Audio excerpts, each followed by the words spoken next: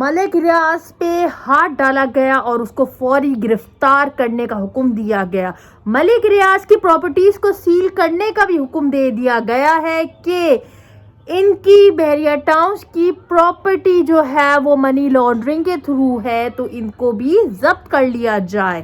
ملک ریاض جو کہ 40 سال سے اس پہ کام کر رہے ہیں اور انہوں نے ایک ویژن دیا ہے لوگوں کو، ان کے اوپر اتنے سالوں بعد اب کارروائی کری جا رہی ہے۔ کیا اتنے سالوں سے نیب اور ادارے سو رہے تھے؟ کیا ان کو اس کرپشن کا نہیں پتا تھا؟ ایک دم سے ملک ریاض پر اس طرح کی پابندیاں عائد کرنے کی وجہ کیا ہے؟ میں آپ سب یہ سمجھتے ہیں کہ بغیر رشوت دیے کوئی کام ہو سکتا ہے؟ سب سے پہلے آپ اپنا سسٹم صحیح کریں۔ یہاں پر ایک نارمل ریڑھی لگانے والے کو بھی پولیس کو رشوت دینی پڑتی ہے۔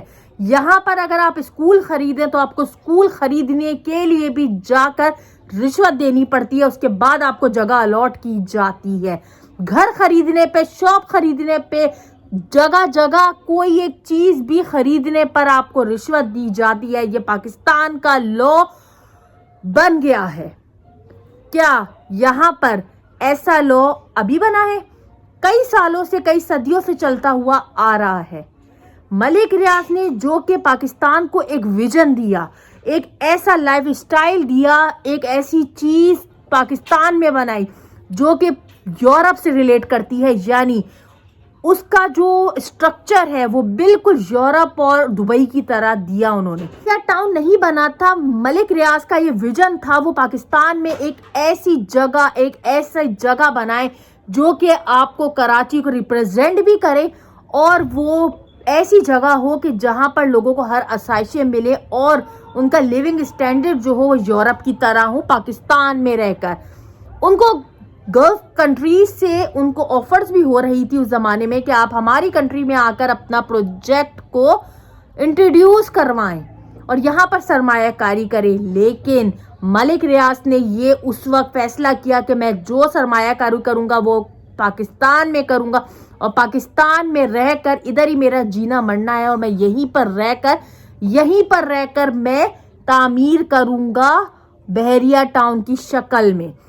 ان کو کسی قسم کی بھی گورنمنٹ کی طرف سے، کسی ادارے کی طرف سے ان کو نہ مشینری پرووائڈ کی گئی، نہ ان کو کسی قسم کی مدد کی گئی۔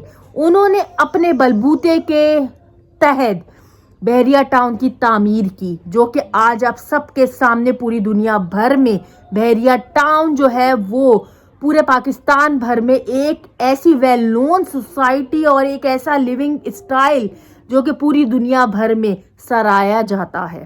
دفعہ بحریہ ٹاؤن کے اندر انٹر ہو جاتے ہیں تو آپ کو لگتا ہے کہ آپ شاید کراچی سے باہر دبئی یا یورپ کے اندر انٹر ہو گئے ہیں۔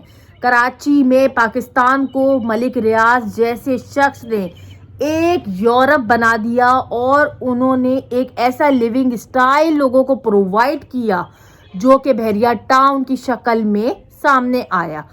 اب نیب کے حضرات اور چند ادارے جو ہیں ملک ریاض کے پیچھے، اتنے سالوں سے آپ کو جب یہ بحریہ ٹاؤن بن رہا تھا اس وقت یہ ایشو کیوں نہیں اٹھا؟ اب یہ ایشو کیوں اٹھ رہا ہے ملک ریاض کے اوپر جبکہ وہاں پہ لوگ رہ رہے ہیں؟ جب وہ پورا بن چکا ہے، کئی سالوں سے لوگ وہاں پر رہ رہے ہیں، اب اس طرح کا ایشو اٹھنا سمجھ سے باہر ہے۔ کیا اس کے پیچھے کسی قسم کی سازش ہے یا کسی بھی ایسی پارٹی کی سازش ہے جو کہ خود اس میں ملوث تھی لیکن اب وہ ملک ریاض کو اس میں پھنسا رہی ہے؟ دوسرے بندے کو اتنا پروووک کر دیا ہے کہ وہ میڈیا میں آ کر پھٹ پڑا ہے اور اس نے یہ کہا ہے کہ میرے دل میں اتنے راز ہیں، 40 سالوں کے راز ہیں، اگر میں کھولنے پر آیا تو کوئی منہ دکھانے کے لائق نہیں رہے گا۔ اور انہوں نے یہ بولا ہے کہ میں جھوٹی گواہی کبھی بھی نہیں دوں گا۔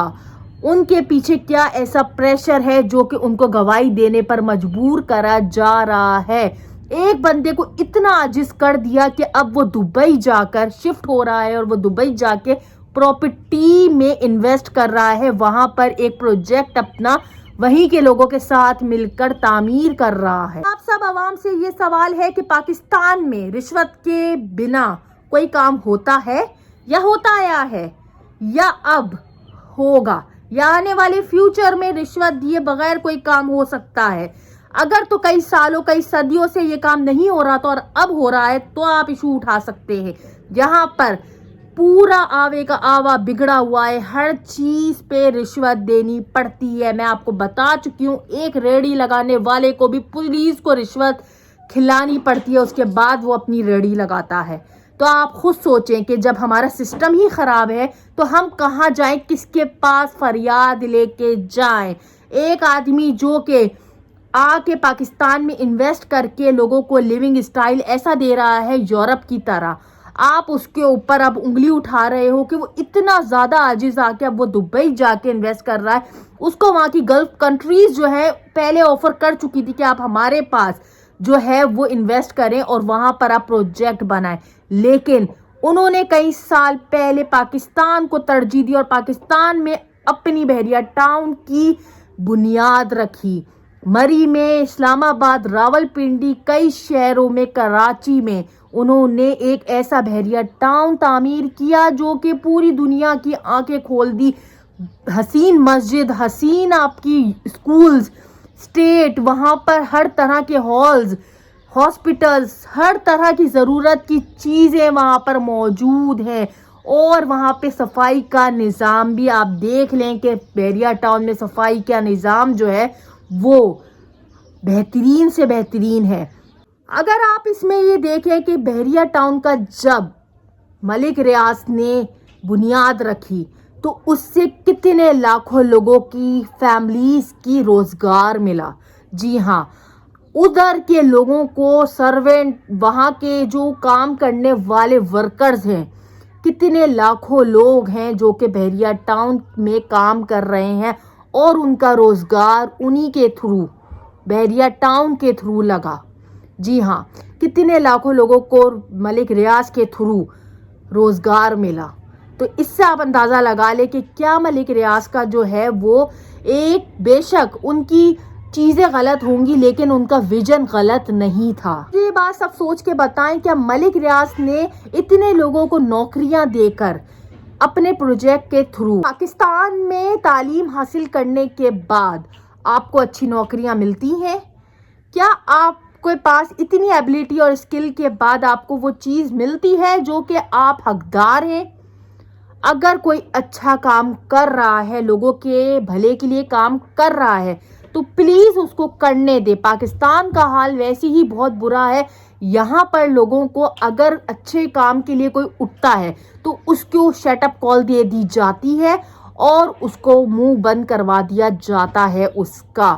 آپ سب مجھے کامنٹ کر کے اپنی رائے سے آگاہی دیں. کیا اتنے سالوں بعد ملک ریاض پر جو کیسز اٹھ رہے ہیں, کیا آپ سب کی نظر میں یہ کیسز کا اٹھنا کسی کے پیچھے سازش ہے اور وہ بھی ایک دم سے اٹھنا؟ تو ناظرین, آپ اس سب کے لیے کیا بولتے ہیں, مجھے کامنٹ میں اپنی رائے سے ضرور آگاہی دیں.